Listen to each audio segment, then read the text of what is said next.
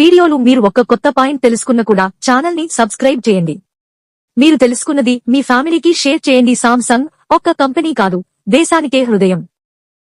ప్రారంభం చిన్నదే, కానీ విస్తరణ ప్రపంచమే. 1938లో ట్రేడింగ్ కంపెనీగా మొదలైంది. ఇప్పుడు 80 సబ్సిడియరీలు ఉన్న గ్లోబల్ దిగ్గజం.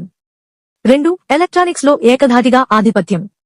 ఫోన్లు, టీవీలు, చిప్స్, బ్యాటరీలు, డిస్ప్లేలు. యాపిల్ కి ఓలెడ్ డిస్ప్లేలు సామ్సంగ్ నుంచే. ప్రపంచ సెమీకండక్టర్ మార్కెట్లో టాప్ ప్లేయర్.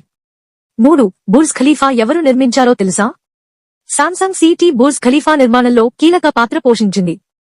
నిర్మాణ రంగంలో అంతర్జాతీయ స్థాయిలో పేరొందిన సంస్థ. 4 ప్రపంచంలోనే అతిపెద్ద షిప్ తయారీదారుల్లో ఒకటి. Samsung heavy industries 1135 ships deliver చేసిన అనుభవం. 10,000 మందికి పైగా ఉద్యోగులు. 5 సామ్సంగ్ లేనిదే యాపిల్ ఉండదు. యాపిల్, ఒప్పో, వివో వంటి కంపెనీలకు డిస్ప్లేలు, చిప్స్ సరఫరా చేస్తుంది. సామ్సంగ్ ఆగిపోతే గ్లోబల్ స్మార్ట్ ఫోన్ మార్కెట్ పాక్షికంగా నిలిచిపోతుంది. 6 డబ్బు వస్తే ఎలా వస్తుంది?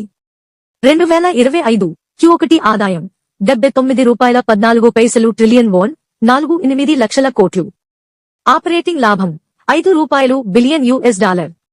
ఆలో మాత్రమే $9 ట్రిలియన్ వోన్ ఖర్చు. 7 దక్షిణ కొరియాలో సగం సామ్సంగ్ వల్లే. దేశ వృద్ధిలో 2.2%లో సగం 1.1% సామ్సంగ్ ఒంటరిదే. తయారీ రంగంలో 8% మాట. 8 సామ్సంగ్ ఆగిపోతే ఏం జరుగుతుంది? లక్షల ఉద్యోగాలు పోతాయి. దేశ జీడీపీ పడిపోతుంది. యాపిల్, జియామీ, ఒప్పో ఫోన్ల ఉత్పత్తి నిలిచిపోతుంది. ప్రపంచంలో షిప్ బిల్డింగ్, నిర్మాణ రంగం చిన్నాభిన్నం అవుతుంది. 9 ఆసక్తికరమైన హైలైట్స్. బుర్జ్ ఖలీఫా నిర్మాణంలో భాగస్వామ్యం. కి డిస్ప్లేలు సామ్సంగ్.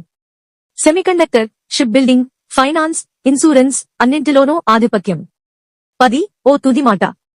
సామ్సంగ్ ఓ కంపెనీ కాదు, ఒక దేశ ఆర్థిక శక్తి, ప్రపంచానికి స్పైన్ లైన్.